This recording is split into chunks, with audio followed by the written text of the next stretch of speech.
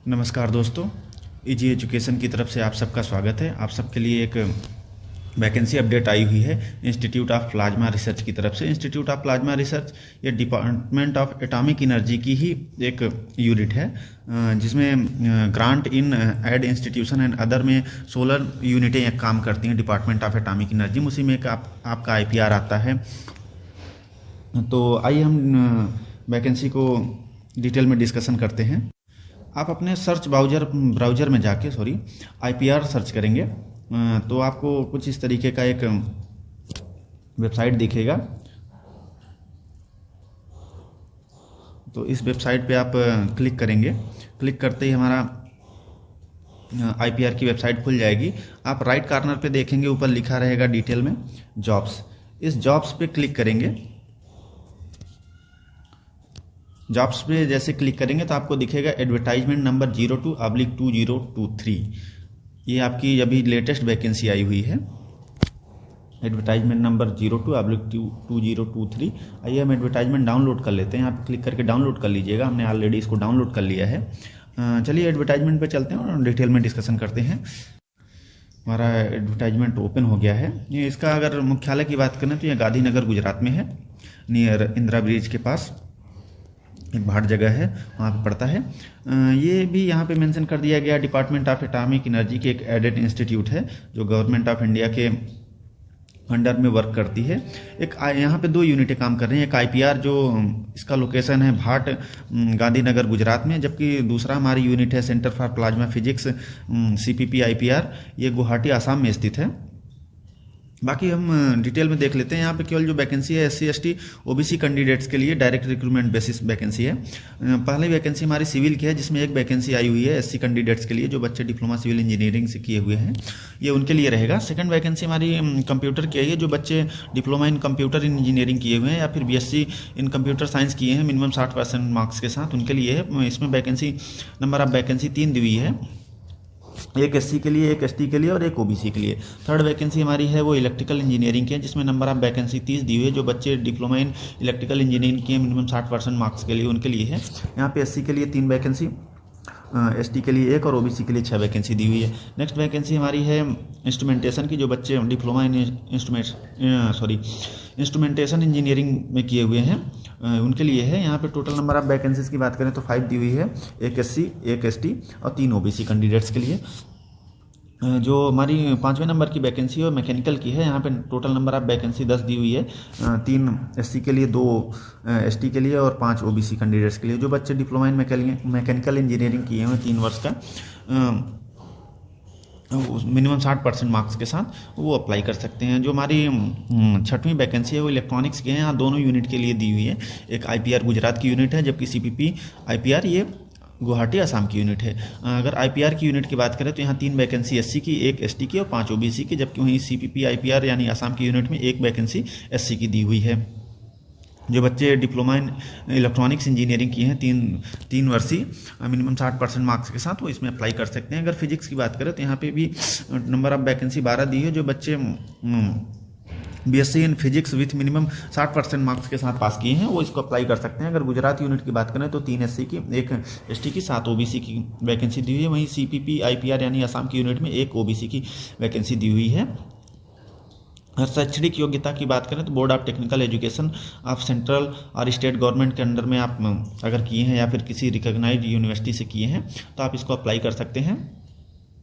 आप जैसे कुछ जो बच्चे डिप्लोमा या फिर BSc किए रहते हैं तो वहाँ CGPA, OGPA या फिर SGPA रहता है, तो वो वहाँ परसेंटेज ऑफ मार्क्स मेंशन नहीं करते। बट जब आप फॉर्म अप्लाई करेंगे तो यहाँ आपको परसेंटेज ऑफ मार्क्स को उसको CGPA को कन्वर्ट करके ही भरना है। यदि नहीं भरेंगे तो आपका कंसीडर्ड नहीं किया जाएगा एप्लीकेशन फॉर्म, और कैंडिडेचर जो है वो ऑटोमेटिक रिजेक्ट हो जाएगा। पोस्ट नंबर 106, 107 यानी जो कि इलेक्ट्रॉनिक्स और फिजिक्स के स्टूडेंट्स के लिए है, जो BSc फिजिक्स में 60% मार्क्स के साथ पास है उनके लिए है। तो यहाँ पे दिया है कि आप IPR गुजरात के लिए भी सेलेक्ट कर सकते हैं, CPP IPR असम के लिए कर सकते हैं। थर्ड पे आप IPR CPP IPR सेलेक्ट कर सकते हैं। तो हम रिकमेंड करेंगे कि आप लोग IPR CPP IPR करें, क्योंकि आपकी जैसी मेरिट रहेगी वैसे आपको मिल जाएगी। यदि आप केवल IPR सेलेक्ट करते हैं या CPP IPR सेलेक्ट करते हैं तो क्या है कि आपके सिलेक्शन के थोड़े चांस कम रहेंगे, लेकिन आप आईपीआर और सीपीपी आईपीआर ही सिलेक्ट करिएगा, इसको ध्यान दीजिएगा। गलती से कभी कभी लड़के क्या है आईपीआर ही सिलेक्ट करके छोड़ देते हैं या फिर सीपीपी आईपीआर करते हैं, तो किसी एक यूनिट के लिए वो अप्लीकेबल हो जाते हैं, बाकी यूनिट उनके लिए कैंसिल हो जाती है। आपको दोनों को करना है। अगर ऑनलाइन अप्लीकेशन की बात करें तो ये 15 फरवरी 2023 से स्टार्ट हो रही है और लास्ट डेट इसका वही 15 मार्च 2023 ही रहेगा। अभी लास्ट में इसको हम डिस्कशन कर लेते हैं। जॉब डिस्क्रिप्शन में यहाँ पे सुपरवाइजरी का ही पोस्ट मिलता है, जेई कहीं भी रहे वो सुपरवाइजर ही होता है, तो डिप्लोमा लेवल के स्टूडेंट को उसी पे रखा जाता है। एज लिमिट की बात करें तो यहाँ पे मिनिमम 18 वर्ष और मैक्सिमम 30 वर्ष दिया गया है। पे लेवल यहाँ पे आपका अगर करें पे मैट्रिक्स की बात करें तो ये आपका 6 लेवल का रहने वाला है, जब मिनिमम 35,400 रहेगा। इसमें आपको देखिए जो बच्चे यहाँ पे सिलेक्ट होंगे आईपीआर यूनिट में, इसमें आपको ढेर सारी फैसिलिटीज़ प्रोवाइड की जाती हैं, वो आगे हम डिस्कशन कर लेंगे। अगर सिलेक्शन प्रोसीजर की बात करें तो आप लोग इसको डिटेल में एक बार देख लीजिएगा, हम यहाँ पे 60 मिनट डिस्कशन कर रहे हैं। जो एक पूरी क्राइटेरिया फुलफिल कर रहे हैं, जो बच्चे अप्लाई कर रहे हैं, केवल इन्हीं को यहाँ कंसिडर्ड किया जाएगा। जैसे जिनका एजुकेशन क्वालिफिकेशन, एज, ठीक है, कैटेगरी सर्टिफिकेट और फीस पेमेंट, ये सब सिस्टमेटिक रहेगा, उन्हीं को यहाँ पे सेलेक्ट किया जाएगा। बात करें रिसिप्ट की, यदि नंबर ऑफ कैंडिडेट्स बहुत ज़्यादा होंगे, देखिए यहाँ पे डायरेक्ट आपका इंटरव्यू बेसिस पे होने वाली थी वैकेंसी, लेकिन यहाँ पे इन्होंने मेंशन कर दिया कि अगर नंबर ऑफ कैंडिडेट्स बहुत ज़्यादा होंगे तो आपको एक स्क्रीनिंग टेस्ट लिया जाएगा, जिसमें नंबर ऑफ कैंडिडेट्स को एक लिमिट तक सॉर्ट आउट किया जाता है। तो स्क्रीनिंग टेस्ट होगी अगर नंबर ऑफ कैंडिडेट्स ज़्यादा हो गए, अगर कम थे तो फिर आपका डायरेक्ट इंटरव्यू बेसिस पे सिलेक्शन कर लिया जाएगा। जो आपका फाइनल सिलेक्शन होगा वो पर्सनली इंटरव्यू के बेस के स्कोर पे ही किया जाएगा, न कि आपके रिटन स्कोर पे। रिटन स्कोर एक स्क्रीनिंग टेस्ट है, इसमें केवल नंबर ऑफ कैंडिडेट्स को इंटरव्यू लेवल पे छांटने के लिए किया जा रहा है। आपको स्कोर करना है इंटरव्यू में, ये नोटिस करिएगा। फॉर्म फीस की अगर बात कर लेते हैं तो यहाँ पे SC ST female PWD EWS और एक्स सर्विसमैन के लिए कोई फीस नहीं है, जबकि OBC कैंडिडेट के लिए, क्योंकि अदर कोई कैटेगरी में केवल OBC बच रहा है, उसका 200 फीस रखा गया है। ऑनलाइन फीस आप कैसे पेमेंट करेंगे, इस वीडियो को पॉज करके देख लीजिएगा। हाँ, यहाँ पे एक विशेष ध्यान दीजिएगा, 6 नंबर पॉइंट पे दिया गया है कि आपको एडवर्टाइजमेंट नंबर और पोस्ट कोड आपको वहाँ पर मैंशन करना है जब आप फॉर्म का फीस पेड कर रहे हैं। यदि आप नहीं कर पाते हैं तो भी आप इन फ्यूचर आपके लिए रिजेक्शन का चांस बढ़ जाएगा। तो आप एडवर्टाइजमेंट नंबर और पोस्ट कोड वहाँ पे ज़रूर मेंशन करिएगा। और इस वीडियो को पॉज करके 1 मिनट ये डिटेल ज़रूर पढ़ लीजिएगा। यहाँ पे देखिए विजिट SBI कलेक्ट, आप इस वेबसाइट को विजिट करिएगा, प्रोसीड करिएगा। स्टेट कॉर्पोरेट इंस्टीट्यूट गुजरात के लिए, type of corporate institute others कर दीजिएगा। अदर नेम में इंस्टीट्यूट ऑफ प्लाज्मा रिसर्च में डाल दीजिएगा। Select payment category application fees IPR डालिएगा।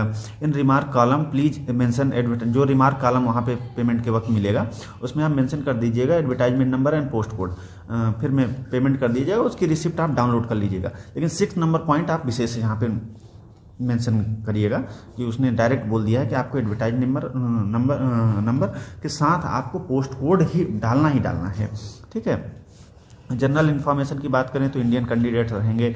Number of vacancy indicate in the advertisement are provisional or may be increase or decrease, ये तो सभी वैकेंसियों में ऐसे रहता है कि वो कम ज़्यादा कर सकते हैं, इंस्टीट्यूट के ऊपर डिपेंड करता है, ठीक है। Before filling up the online application candidate must be through out the detail advertisement, ये तो आपको पढ़ना ही पढ़ना होता है। ध्यान दीजिएगा जो ओवर क्वालिफाइड स्टूडेंट हैं वो इस फॉर्म को ना अप्लाई करें। जैसे जो डिप्लोमा के बाद बीटेक किए हैं तो उनको कंसीडर नहीं किया जाएगा, इसलिए हम पहले उनको रिकमेंड कर दे रहे हैं कि वो बच्चे यहाँ पे अप्लाई नहीं करेंगे। हम नेक्स्ट बात कर लेते हैं 5 नंबर। तो यहाँ पे इन्होंने मेंशन कर दिया the applicant are advise to fill out all their particulars in the online application carefully and upload recent passport size color photograph, आपको recent वाला करना है। eligible scan copy of document in supporting date of birth, education qualification, experience, age relaxation, तो इनकी आपको scan copy आपको upload करना पड़ेगा, इसको आप लोग ध्यान दे दीजिएगा। 6 नंबर पॉइंट की बात करें तो the applicant would be called for the written test interview only on the basis of information filled by them in their online application form. In case of it is found at later stage of information furnished by the applicant is false or applicant does not fulfill any of the eligible condition, the candidature of the such applicant would be cancelled and no correspondence in the this regard would be entertain. ठीक है, तो आप लोग ध्यान दीजिएगा, इसको सही से भरिएगा। जो ओवर क्वालिफाइड स्टूडेंट हैं इसको मत भरिएगा, जो डिप्लोमा के बाद बीटेक किए हैं उनके लिए वैकेंसी नहीं है। नेक्स्ट बात करें closing date of submission online application form, यानी जो लास्ट डेट रहेगा वही आपकी एज क्राइटेरिया को डिसाइड करेगा। यहाँ पे कोई डेट मेंशन नहीं है, जैसे कुछ वैकेंसियों में 1 जनवरी को होता है, कुछ में 1 जुलाई को होता है, तो यहाँ पे ऐसा कुछ मेंशन नहीं है। यानी जो क्लोजिंग डेट है आपका है 15 मार्च, वही आपका एज कैलकुलेशन की कट ऑफ डेट मानी जाएगी। जो बच्चे फॉर्म अप्लाई कर रहे हैं वो केवल एक ही फॉर्म अप्लाई करें, यदि एक से अधिक आप फॉर्म अप्लाई कर रहे हैं। ठीक है, तो जो लास्ट फॉर्म आप अप्लाई कर रहे हैं, जो एप्लीकेंट आईडी नंबर रहेगी वही आपका मान्य होगा। बाकी जो स्टार्टिंग में 1-2 फॉर्म आप अप्लाई कर रहे हैं वो रिजेक्ट कर दिया जाएगा, उसको मान्य नहीं किया जाएगा। आप एक बार फीस को पेड कर रहे हैं तो नॉट बी रिफंडेड, वो आपको दोबारा वापस नहीं किया जाएगा। जो SC ST PWD OBC candidate या एक्स सर्विसमैन EWS कैटेगरी हैं, तो submit certificate in the prescribed format में, उनको आपको जो गवर्नमेंट ऑफ इंडिया के थ्रू जो फॉर्मेट बना हुआ है उसी के फॉर्मेट का ही चाहिए यहाँ पे। ठीक है, बाकी जो मेन पॉइंट है हम उसको डिस्कशन कर लेते हैं। जो कहीं जॉब कर रहे हैं तो उनको नो ऑब्जेक्शन सर्टिफिकेट देना होता है, बाकी की तरह यहाँ पे भी। एज प्रूफ में क्या क्या आपको मान्य है यहाँ पे देख लीजिएगा। Date of birth age recorded in birth certificate जो रहेगा वो मान्य हो सकता है। सेकेंडरी स्कूल लिविंग सर्टिफिकेट में जो डेट ऑफ बर्थ रहेगा वो मान्य रहेगा। Matriculation secondary school certificate in which date of birth is mention, यानी इन तीनों में से कोई आपके पास अगर सर्टिफिकेट में जो डेट है वही मान्य होगा। ध्यान दीजिएगा, अगर तीनों है तो तीनों में सेम डेट ऑफ बर्थ होनी चाहिए। यदि भविष्य में किसी में डिफरेंट पाई जाती है तो आपको ऐसे भी कैंसिल, आपकी कैंडिडेचर हो जाएगी ऑटोमेटिक। लिखित परीक्षा जो आपकी रिटन टेस्ट है वो दिल्ली, मुंबई, कोलकाता, चेन्नई, गुवाहाटी एंड अहमदाबाद में किया जाएगा। जबकि इंटरव्यू जो है आपका वो केवल गुजरात वाले जो IPR गांधीनगर है वहाँ पे आपका साक्षात्कार लिया जाएगा।